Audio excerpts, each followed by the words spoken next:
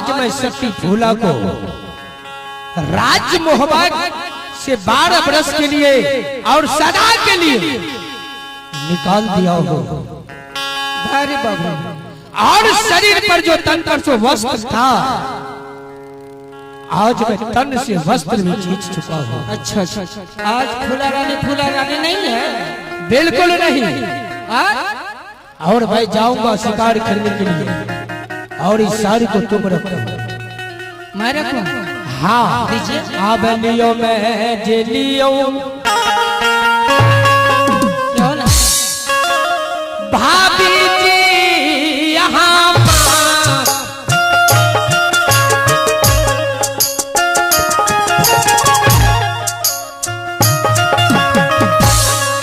एक याद पुत्र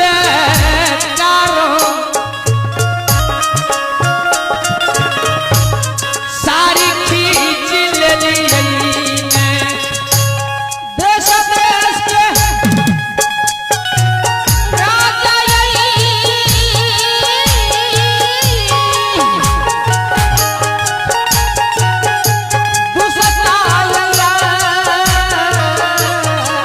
रुदल सिंह को आइए।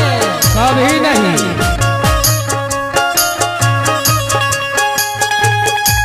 देश देश के राजा हेलो, क्या बोल रही हो? देश देश का राजा, हाँ, जिसको मेरे सामने बोलने की कोई औकात नहीं है। अच्छा अच्छा, क्या कहेंगे? कुछ राजा नहीं। और प्रजा क्या कहेंगे? कुछ नहीं बोलेगा, को लड़का हुआ तो ईटा पत्थर, कुछ नहीं होगा। कुछ नहीं। मैं किसी के सामने नहीं जाऊंगा। अच्छा अच्छा अच्छा, जा रहा हूँ शिकार खेलने के लिए। ठीक है, जा सकते हैं। चल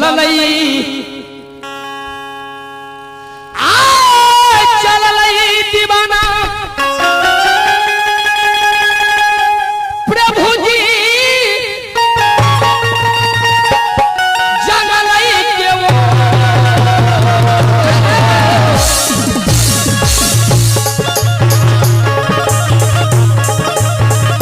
चललई दीवाना है भाभी है जगलई के वो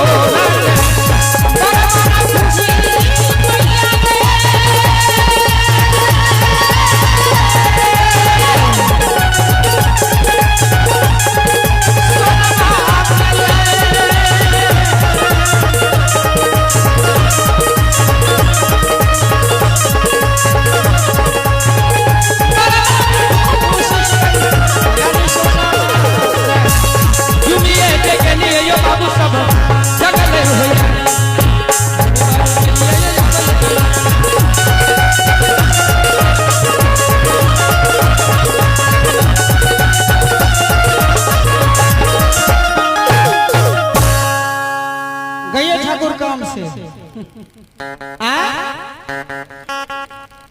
गया काम से ठाकुर। अरे मन क्यों बहका रे बहका आधी रात को, अरे मन क्यों बहका रे बहका आधी रात को, बिना महका रे महका आधी रात को।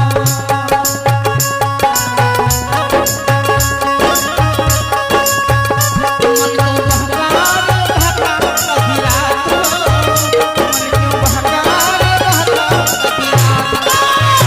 किसने बरकती बजाई आधी रात को, किसने बरकती बजाई आधी रात को।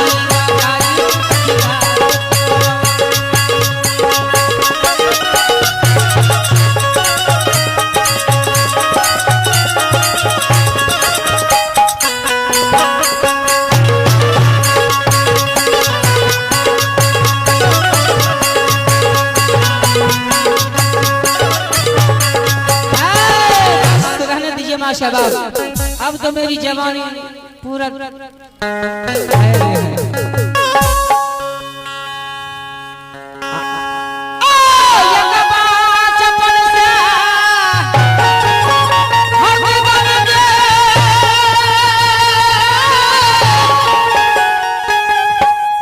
दुर्गा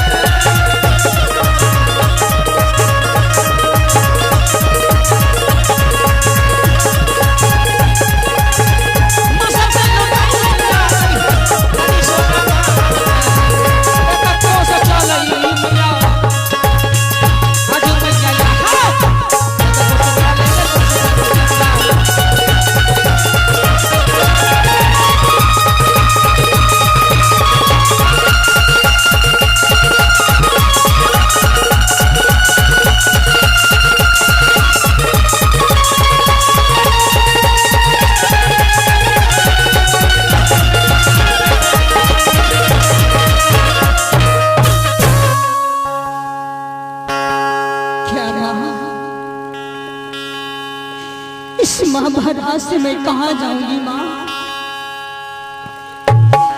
कहाँ जाऊंगी माँ, किसे मैं जाऊंगी माँ।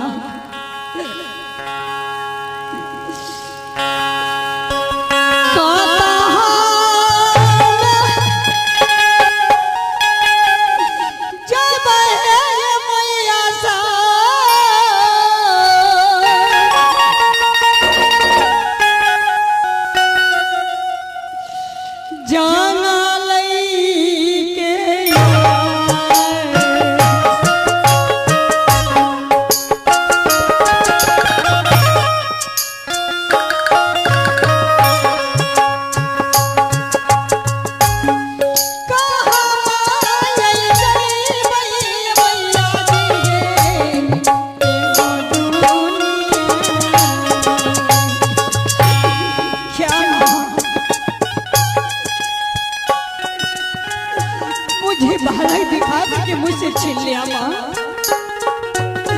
नहीं ऐसे नहीं करना चाहिए।